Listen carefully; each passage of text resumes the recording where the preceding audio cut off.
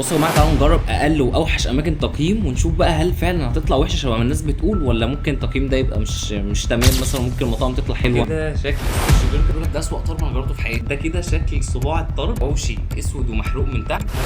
السوشي عباره عن رز بس. والغريب ان نص المطاعم اللي احنا هنجيبهم فهي مطاعم مشهوره اصلا، يعني مش مطاعم مجهوله، لا هي مطاعم مشهوره. طلعت بايظه. انا مش فاهم اوردر ب 190 جنيه ايه اللي لازم احاسب عليه قبل ما اجيب الرز. التندر سعرها 35 جنيه. فاتمنى بقى ان الفيديو ده يبقى حلو والاماكن تطلع حلوه. ميه وزيت وملوخيه جوه. المفروض ان دي لحمه مفرومه. الرز بلبن ده هينتهي بكره، ما تطلعش وحشه وتبقى ايه تجربه فريده من نوعها، يعني تجربه متكرره لناس كتير. تعالوا بقى كده نبقى اول مكان وهو ميسو سوشي. انا مش عارف ايه الشكل ده، هو ميسو من امتى بقى رديء قوي كده. جاي شنطه بيضه خالص، معلهاش اللوجو معلهاش اي حاجه. بصوا بقى تقييم ميسو سوشي الاسم لو نطقته كله على بعض يبقى صعب. قيمه 2.4 من 5، قيمه قليل جدا. الناس بقى كلها بتتكلم في ان كواليتي رديء جدا، وان الرز معجن ومش مستوي وبارد، وان اي حاجه فرايد من عندهم فهي بتبقى مزيته. طلبنا بقى ايه اكتر حاجه فرايد من عندهم، وهو ايه السوشي برجر. هي علبه كشري دي يا جماعه. تعالوا كده نفتح. ده كده شكل السوشي برجر. السوشي طبعا سخن جدا لان ده فرايد، ده بيبقى عجينه الرز. عندهم كابوريا وعندهم سلمون وعندهم جمبري، فاحنا بقى جبنا ايه الجمبري. توصيل عمل 105 و 175 بالتوصيل. قعد وقت قد حوالي بالظبط 40 دقيقه قبل ما جه. وبيبقى عليه صوص كمان، بس انا مش عارف الصراحه صوص ايه هو. ده الصوص حاسه كده ايه عك قوي، فاهمين؟ تعالوا نجرب الفرايد اللي هو الكريسبي ده، الرز الكريسبي المقلي ده. تعالوا نجرب. هي الطبق فيه كميه زيت رهيبه. الرز ده سبايسي وانا حاسس الرز بس. بصوا يعني حاسس السوشي عباره عن رز بس. يعني احنا ممكن نقطم تاني. طب فين الجمبري ولا فين اي حاجه؟ ده كده شكل الجمبري. ما جابش الجمبري لحد دلوقتي تقريبا. في واحده بس جمبري تقريبا في القطعه دي كلها.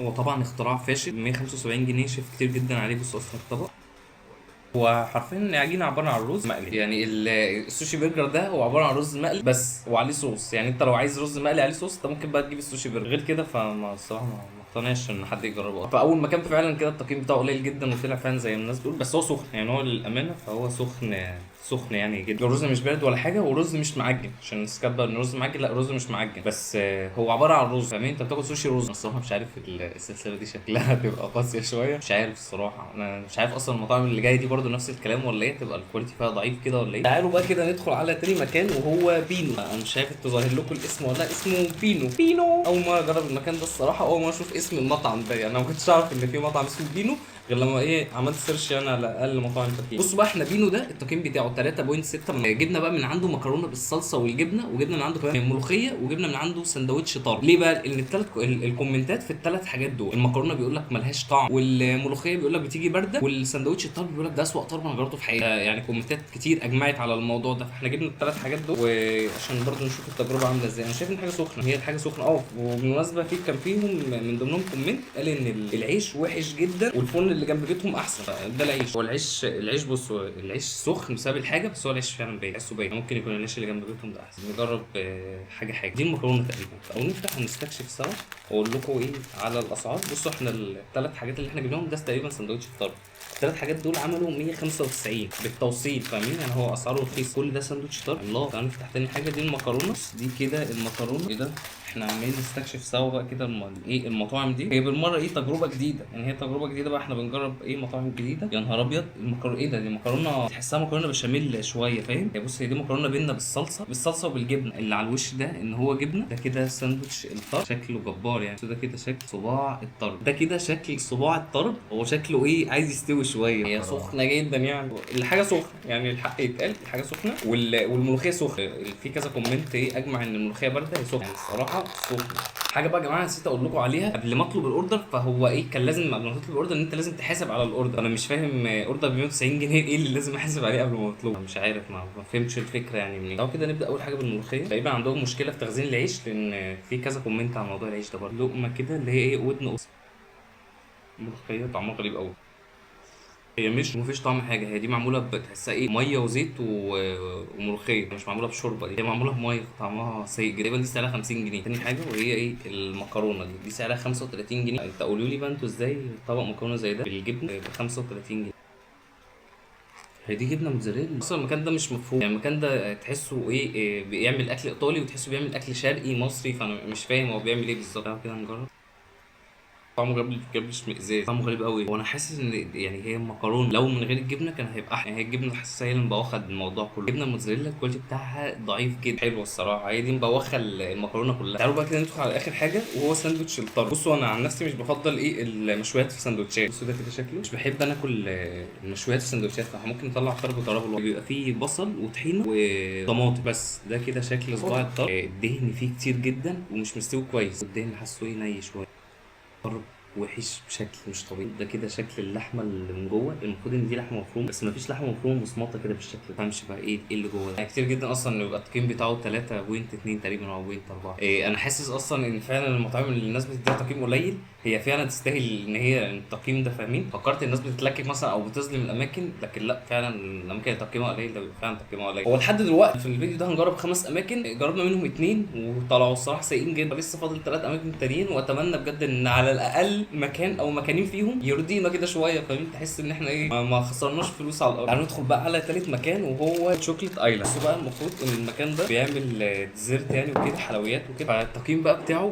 3.2. يعني في اكتر من 1000 شخص مقيم المكان ده. الكومنتات كلها على الطاجن، المشروبات خفيفه جدا، الطعم مش حلو، الكميات صغيره، والحاجه بايته. ده طاجن، المهم ده طاجن ده اللي عامل اثاره للجدل والناس كلها بتشتم فيه. دفعنا فيه 210 جنيه توتال، يعني توصيل بكل حاجه. ده بقى كده شكل الطاجن ده بيبقى عباره عن فادج وتشوكليت وكندر. المفروض ان هو عباره عن فادج وتشوكليت وكندر. هنا محطوط فادج ومحطوط تشوكليت بس، وبسكوت لمبادة من عليه. شوكليت مسكره بشكل مش طبيعي، طعم سكر مش طعم شوكليت. وده بسكوت لمبادة اهرامات، حاجه رهيبه جدا. 210 ان انا اشتري طاجن فيه فادج وتشوكليت طعمها سيء جدا وعليه بسكوت لمبادة اهرامات كتير جدا الصراحه.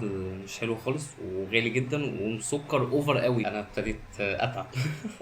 مطاعم فعلا صعب. ندخل كده على رابع مكان ونشوف برضو الدنيا فيها هتبقى عامله ازاي. رابع مكان بقى وهو وزير الحلو. طبعا وزير الحلو انتم مستغربين ان هو ازاي تقييمه قليل. لا هو فعلا تقييمه قليل. فاحنا ايه جبنا من عنده حاجتين.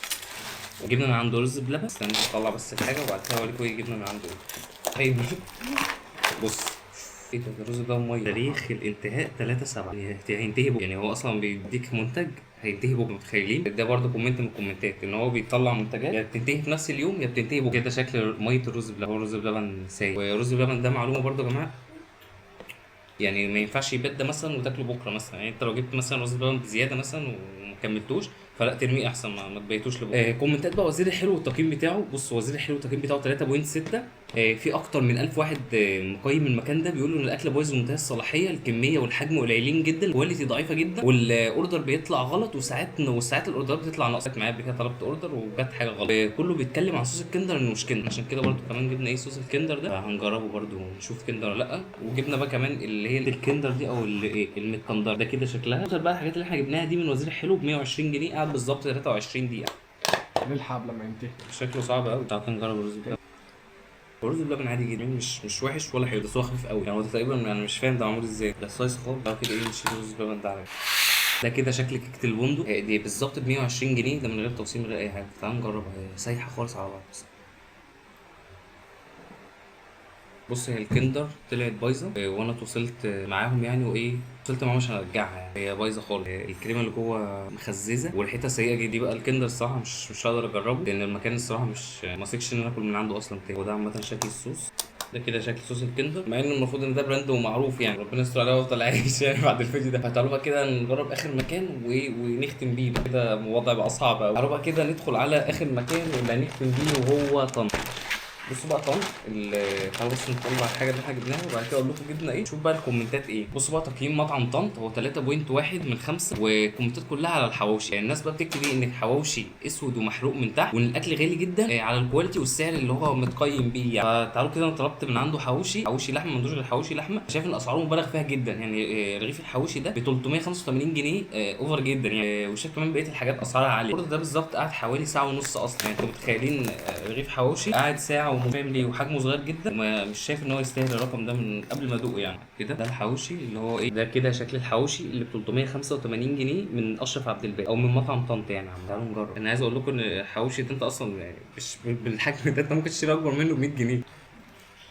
ومن هنا تمام مش محروق، التسويه بتاعته حلوه بس هو بارد ان هو قاعد ساعه ونص، يعني ما بالكم اوردر بيوصل في ساعه ونص. هو الحواوشي حلو، بنته حلوه بس مش واو يعني، فاهمين يعني؟ لا اكلت حواوشي احلى من ده بكتير وارخص من ده بكتير، كميه حشو حلوه بس ليه ب 385 برضه انا مش فاهم. ده كده شكله انا شايف ان سعره اوفر قوي. معلش انت مش جايب لحمه من السما، هي لحمه عاديه الناس كلها شغاله بيها عشان تبقى سعرها اوفر كده. كواليتي عادي جدا. الحاجه بارده، يعني يوم ما ادفع 380 جنيه في حواوشي فانا ادفع في حواوشي يكون سخن مظبوط، يكون في كل حاجه ما فيهوش غلط. ولا مطعم طلع كويس، انا توقعت ان في مطعم مثلا ممكن يطلع كويس وسط كل اللي احنا جربناهم ده، لكن لا ده ولا مطعم تجربوه ده جيب بتاعه قليل. انا قلت طنطا هيجي فيه الامر اصلا، ممكن افكر ان انا اجربه تاني، فاهمين؟ وبس كده يا جماعه، دي كانت تجربه اقل مطاعم تقييم موجوده، يعني اللي هي دي يعتبر اكتر 5 اماكن اقلهم تقييم، يعني يعتبر اقل 5 اماكن شفتهم تقييم وجبناهم. الصراحه بالنسبه لي ولا ما اكمل 5 اماكن دول اشرحهم لكم. بس كده يا جماعه استناكم بقى تكتبوا لي في الكومنتس افكار تانية نعملها سوا. طبعا بقى القناه دي ده اول فيديو من النوع ده على القناه الجديده، على القناه دي احنا كنا بنصور عليها من زمان جدا، فايه ان شاء الله لو هنرجع تاني بقوه نصور عليها. تبقى بقى فكره القناه دي بكل بساطه ان احنا نصور عليها فيديوهات لونج كده كبيره، وهتبقى بقى مقارنات مثلا تجارب مطاعم. المهم هي فكرتها كلها هتبقى تجارب مطاعم من البيت، قايمه على المطاعم يعني والعروض والحاجات اللي زي كده. وبس كده يا جماعه، ما تنسوش بقى تعملوا لايك للفيديو، تعملوا بقى سبسكرايب للقناه، وما تنسوش بقى يا جماعه تتفرجوا على فيديو من اللي هيظهر لكم هنا في قناه الجولات. وبس كده يا جماعه، كان معاكم جو ناصر، سلام.